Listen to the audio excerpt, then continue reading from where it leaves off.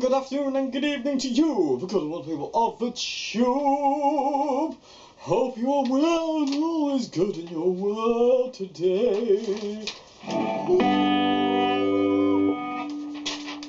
Strangest intro, I know. Hello, welcome to another Q&A Wednesday. We'll get there eventually. Okay, question 1 today, everybody. I recently bought a Zoom G2. Can it be used as an effects pedal only? How do you bypass it? Okay, the Zoom G2. There's 2 ways of bypassing it. The main way is to kind of get it to the tuner mode, but that's, if you're on the fly, that's a little bit difficult. But that way is basically press both buttons together at the same time, like that, and it'll go to a tuning mode. And that bypasses the pedal, so the pedal is no longer in the loop, it's bypassed totally. Another way, and the way I prefer to do it if I'm not using the Zoom at all, is to basically go through the left-hand dial here. If you go through everything and turn everything off, so if you say go to the first one, which is compression, and you click the left button, foot switch, it'll turn it off. If you turn everything off, what you get is just a clean signal from your amp. It doesn't colour it in any way. I mean, I've read that some people say it does. In my personal experience, I haven't had that at all. I've used, this is Joe's, but I've used this one a lot, and I've used mine a lot. And if I don't want any effects or anything from the Zoom, I just tend to have everything turned off and just have it as a patch. Say for instance, like if I wanted, say, A0 to be like a bog standard, like, you know, my amp sound, this clean sound, I would set that, like, I just wanted to use the amp sound that I really like, I would just set A0 with everything on the rotary dial, the left rotary dial, off. I would just turn everything off. And then, say I wanted A1 as a chorus, I would just go around to the mod SFX thing and just turn on the chorus. And that's it, only. So, that's the 2 ways I would recommend do it. The bypass one, where you got to press both these simultaneously, is a bit difficult to do, especially if you're on the fly. You're like, ah! You know what I mean? So my recommendation would be to kind of like have a patch set up where everything's off, and then kind of like have other patches set for just kind of like, you know, whatever effect you want. But yeah, that's what I would do anyway. As I say, when everything's off, it doesn't get in the way at all, this pedal. That's why I love it. It's just I'm going to do a demo of it soon, but it's going to be a very long one, so I'd hope I don't bore you all to tears with it. But this is like one of my favourite pedals of all time. The G2 and the 0.1U, the one with a pedal on the side, is my desert island pedal. If I was to have one pedal for the rest of my life, it would be one of these. It would be actually the one with the expression pedal, so I had a wah-wah pedal, because I'm greedy. But yeah, I'd absolutely adore these pedals, and great choice. I applaud your choice. So yeah, they're the 2 ways, but like I say, the simultaneous thingy to bypass the pedal isn't great. Like I said, just turn everything off, and you'll be away. And the really cool thing about these Zoom pedals is I use it as a volume boost as well. So I have one patch set quieter, and then one patch set louder, so I have a real nice kind of volume boost. So I can have tons and tons of gain and still get a volume jump, which for certain kind of live applications is a need. So yeah, I hope that's answered your question anyway on the G2 bypass issue.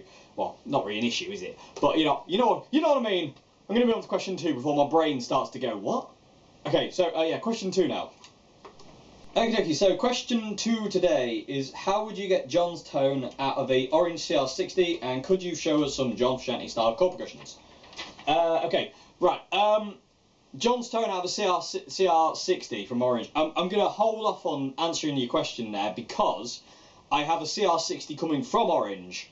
So when I get around to doing the review of that, fingers crossed next week, but I don't know. I can't. It depends when Orange can get the amp to me. So we'll have to see on that one. But I'll let you know anyway. And I'll say, if you follow me on Facebook and whatnot, it'll pop up on the feed when I get it. So I've also got another Orange amp coming for review as well, which I'm really looking forward to. So I'm going to hold off on that for the time being, the whole John Frusciante tone thing. But one thing I would say is use your dirty channel for the time being and keep your gain low.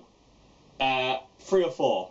EQ wise, I'm not 100% sure. I'm not quite sure how the CR60 responds at this point in time. I've got an idea. I've played every single Orange Crush, but yeah, I'm going to hold off on answering your question about point in time, but I will get to it. Excuse me. Like I say, hopefully next week, if Ian gets here. If not, it'll probably the week after. On how to get John's sound out of that, I'll talk about it in the review and how to get that kind of sound. So yeah. So like I say, just bear with me on that one. John Frusciante style chord progressions. Yeah, I'll show you one of my favourites actually. He does it in I Could Have Lied and a few other songs. Wet Sand. Oh, loads. It's a very, very renowned kind of John chord progression. When you hear it, you'll know. And you can do this in any key. In I Could Have Lied, it's in E minor, but you can do it in D minor and all sorts. And it's a really nice kind of progression to kind of solo over, and especially kind of loop. So if I show you in, I'll show you in D minor, John's favourite key. So it'd be a D minor. Oh, by the way, Joe's Tokai Telecaster, everybody. I haven't bought a new guitar. This is Joe's guitar. This is her Tokai custom Telecaster with the double binding, which is very, very nice. Okay, so John's style chord progression, number 1. So D minor, F major, C major, and B flat major. So again, D minor, F major, C major, and B flat major. And I say, if you do a loop, it sounds really nice. It's like.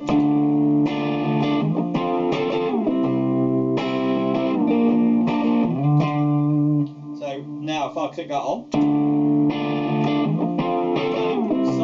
you can kind of solo in a kind of John-esque kind of way.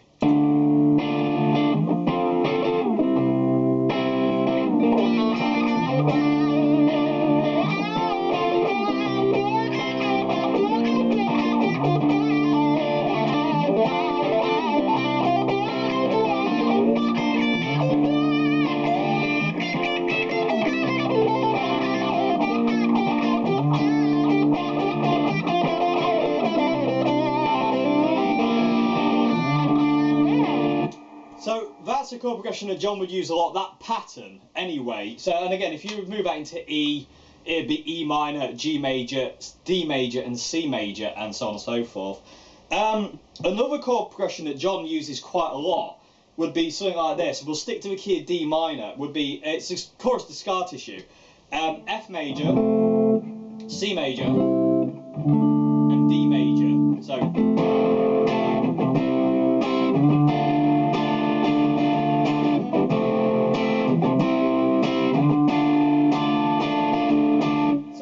It's the chorus of scar tissue, and you can actually kind of combine these chord progressions, so you can kind of go.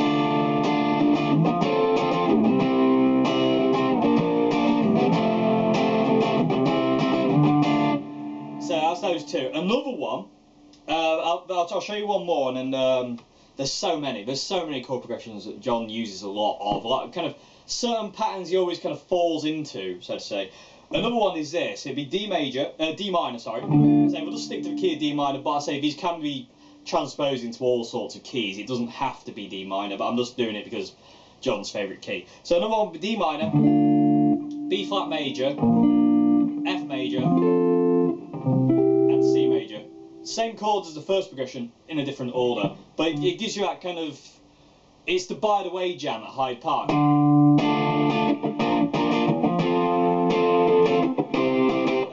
This is one of the nicest chord progressions to solo over.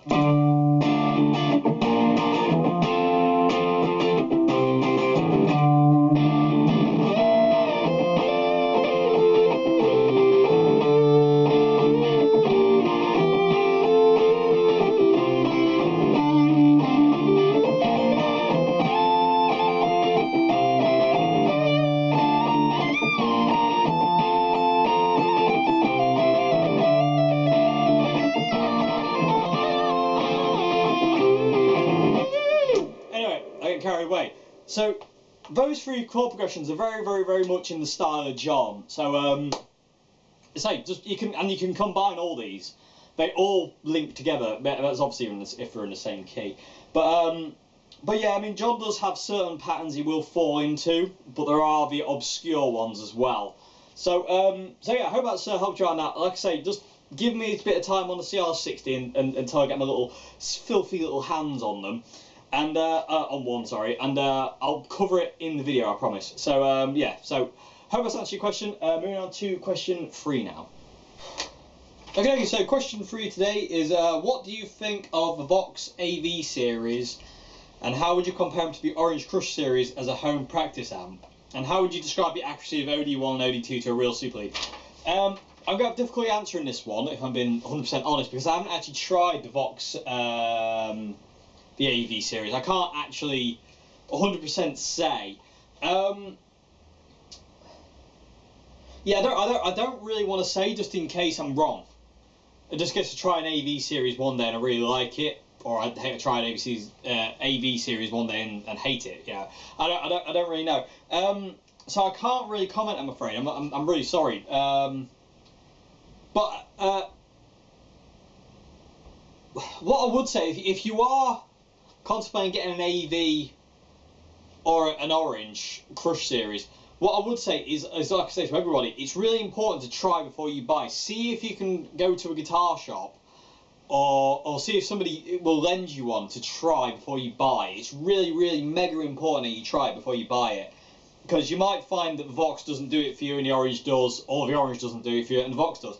So like I said, I can't really 100% comment on that one, but I'm sure somebody in Tube land, in the YouTube land, can chime in below in the comment section. So people of the Tube, what are your opinions if you've tried the VOX AV series? What do you think to the AV series? Is it better, or is it worse, or is it as good, or is it, you know, whatever, to say the Orange Crush for home use? So yeah. Anyway, yeah. Sorry about that one. I can't really answer that one. I don't want to say anything if I haven't tried something. I think it's a bit silly to comment on something you haven't actually tried. So, but anyway, like I say, people of the Tube, let's help this fellow out, and yes, comment below. So yeah, I'm going to move on to question 4 now. Okay, so question 4 today is what are you currently listening to, and what's the most recent thing you learned on the guitar? So what am I listening to recently? Listened to a lot of Chili Peppers recently, especially live 1999 kind of period. My favourite era of the Chili Peppers is like 98, 99 and 2000s, especially John's guitar playing at a point in time. Adore it to pieces and back. So yeah, listen to a lot of Chili Peppers, a lot of Rory Gallagher, getting ready for my start my Rory series, so I've been listening to a lot of Rory Gallagher, watching a lot of Rory Gallagher videos on YouTube and DVD. A lot of Paul Kossoff as well, but I can't say any more about that right now.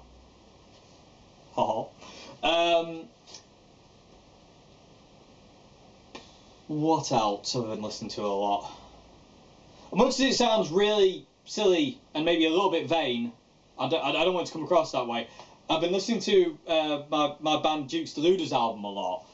I'm really proud of that album, and I really love the music, so I've been listening, excuse me, so I've been listening to that a lot as well, because I'm really proud of it and I love the songs in it. Or there are certain bits of my guitar playing which I didn't like, but anyway, that's another story for another day. That will probably never happen. But yeah, I've been listening to that a lot because I've been proud of a lot of music in my life, but that is right up there with some of the proudest things, one of the most proudest things I've ever done in my musical kind of life. It really is, that album, and I absolutely adore it to bits. So listen to that quite a lot as well. Yeah, just a lot of Chili Peppers recently, and I say a lot of Paul Kossoff, a lot of Rory Gallagher, a lot of Candlebox as well. I've been having a massive binge on Candlebox recently as well. And I found that Candlebox were doing a reunion gig in Seattle at some point, where it was the original lineup playing their first album front to back. And I was like, why do I live in the UK? Why can't I go to Seattle and see that? It's very annoying. Anyway, yeah, the most recent thing I learned on guitar was actually a Candlebox song. It's called Stand, and it's got this really cool riff.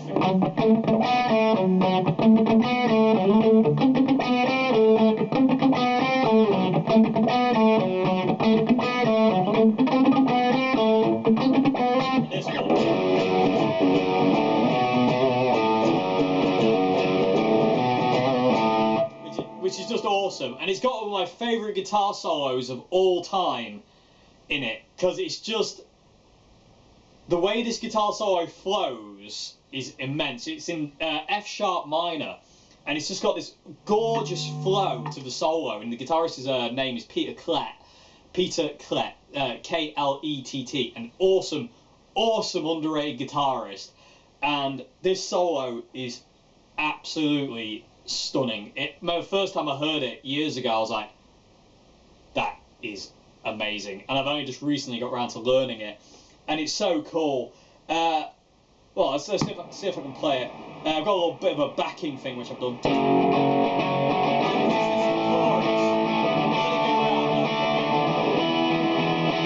Actually, no, forget that. Let's just come in.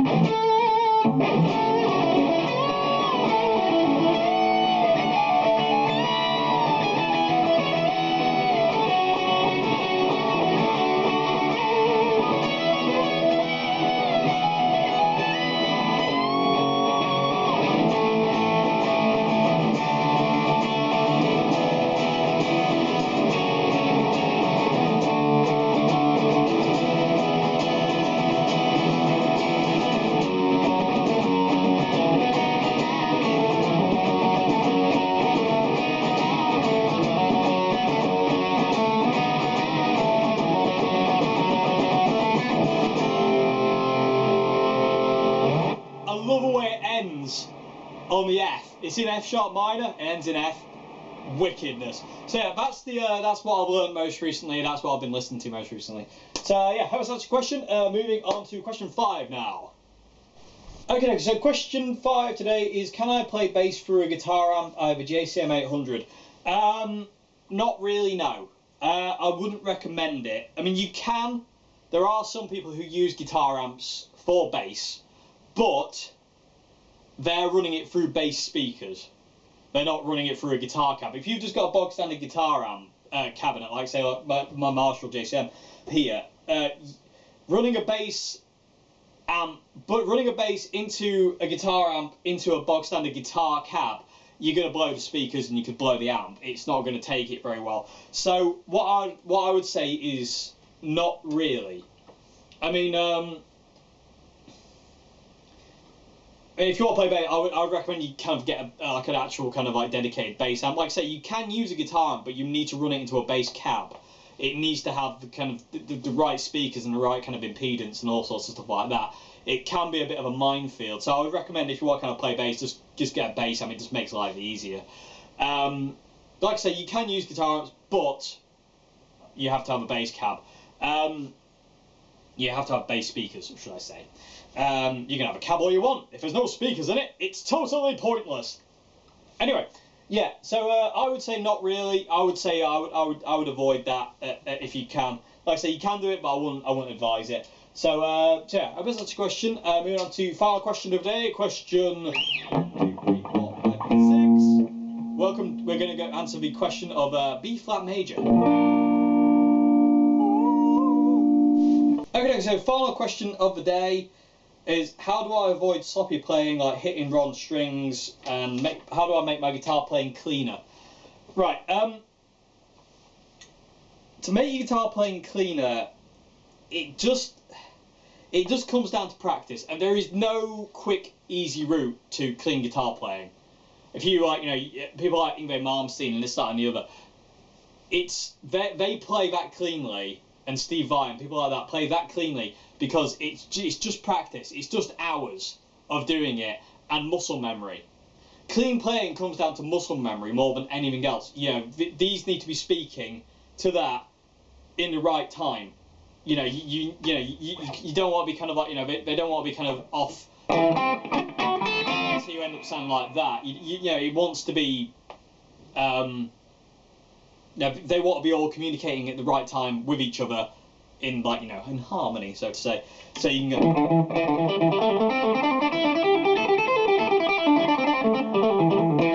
so you can kind of get those, so it's cleaner. But again, it's just practice. It just is sitting there hours on end running kind of scales or playing along to songs, which is what I would recommend doing, because running scales is really boring.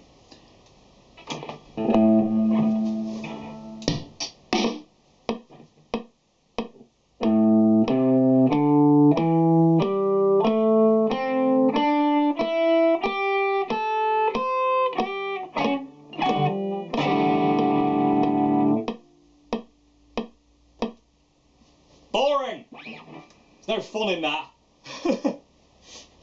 Sorry. Anyway, and again, because you're not learning anything in a practical way doing that. That's not practical, in my opinion. You're not learning how to incorporate scales and runs and how to kind of like, you know, what works best for you.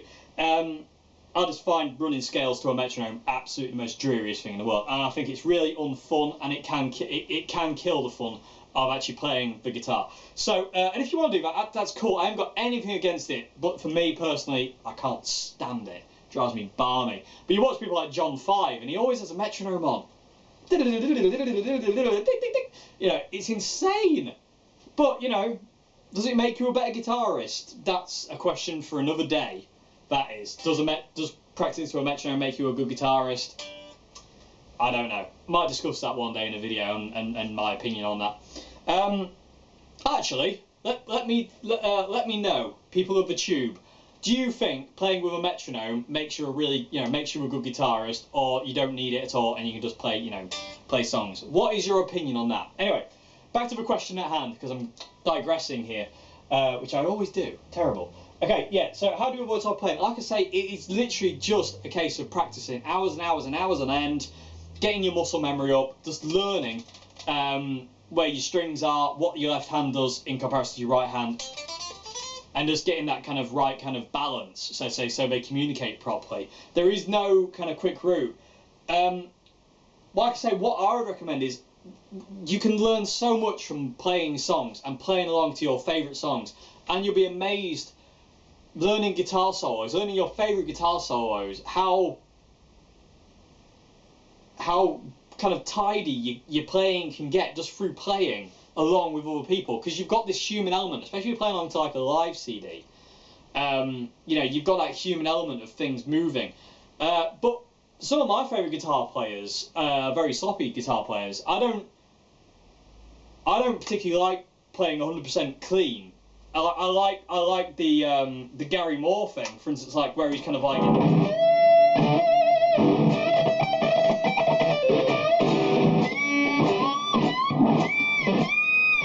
you know, where he's got all those open strings clanging out and really screaming notes, and when you kind of, you know, when you get two notes together and they start kind of, you know, that kind of thing. I love that kind of thing, and stuff like that happens kind of in the moment kind of thing. Tidy, clean playing is cool, but I'm not the biggest fan of it. I like to have a little bit of that kind of rough edge to it, where, you know, things are kind of dangling, so to say, where it's a bit rough and ready, and I like the bit raw, because John Frusciante does it as well. There's a lot of rawness in John Frusciante's playing. If you kind of listen to some isolated guitar tracks of John's playing, there's a lot of kind of excess noise and certain other things where it's not 100% clean. And I like that. It's a real kind of like natural thing. Instead of everything being kind of absolutely perfect, you know, there's a nastiness to it. And even in stuff like Peter Green and Rory Gallagher to an extent, there's these kind of excess noises, and Jimi Hendrix as well. But you know, you're always going to hit a wrong string at some point. That's just a mistake. That happens to everyone. I don't care who you are. That's going to happen. Don't worry about it. Really do not worry about that. Don't worry about that. And also kind of sloppy playing. Some days you'll play cleaner than others. It just is just the nature of guitar. You know, one day you're going to play really cleanly, the next day you won't. You can't get kind of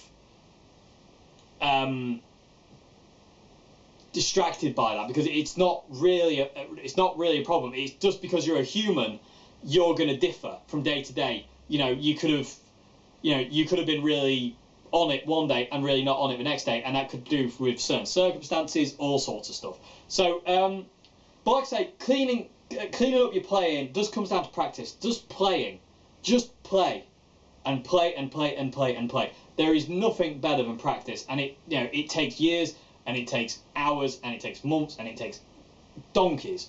You know, lots of donkeys. But you know, just sitting there and playing along with your favourite songs and learning your favourite solos and playing along to them and getting them right will do your playing no end. Like I say, if you like running scales to a metronome, that's really cool, but I don't feel it's as important as your actual feel.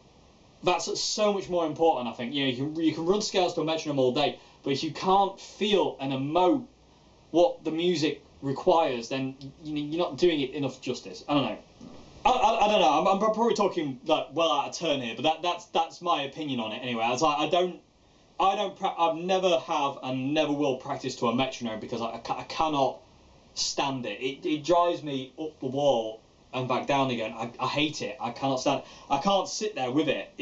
I get really impatient with it. I want to go and play music. I want to find a piece of music where I can express myself properly, and if that means I have to, you know, not play with a metronome, I'm not going to lose sleep over it, so to say. But again, you know, like I said, what's your opinion on this, people with a tube? What's your opinion on metronomes and practicing metronome? I know some people out there love it and swear by it, but me personally, I can't do it. Can't do it. Can't stand it. And I feel it detracts a bit from your feel. Because you're learning to kind of like do everything perfectly, where we're not perfect, we're human beings. We're not meant to be that we're not supposed to be on the dot every time. We're supposed to be behind it or before it, you know, anywhere but on it. You know, if that makes any sense, because that's what makes us human. John Frusciante, speaking of sloppy playing, John Frusciante in Stadium Arcadium would do those kind of things where he'd slow down with his wah pedal.